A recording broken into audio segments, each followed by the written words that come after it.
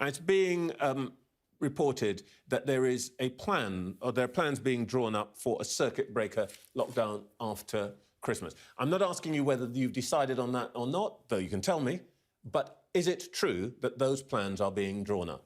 Look, we've taken measures already. I took the Plan B measures through Parliament this week, which I didn't enjoy doing one bit at all. I didn't come into government to restrict freedoms of people, but I think people understand why we are presented that action to Parliament, and we keep the situation under review. Of course, we will assess the recent report we've been given by Sage. We will challenge certain assumptions, and we'll come to a government decision. But can I say, we are entering this phase of this pandemic in a very strong position. And the reason for that strong position is because we opened up in the summer.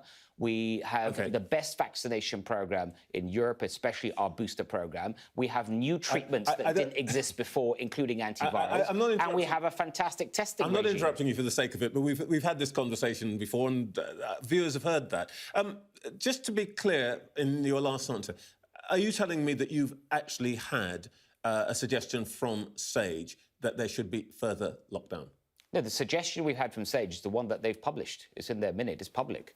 Okay. So their suggestions, I think, are quite clear there. But as I say, as government, we are advised by scientists, but it's ultimately that ministers will make a decision. And when we make a decision, there's a number of factors that we need to take into account. If, as we are hearing from scientists and from the BMA, that the numbers are suggesting that there should be further lockdown, will the government be prepared to undertake that?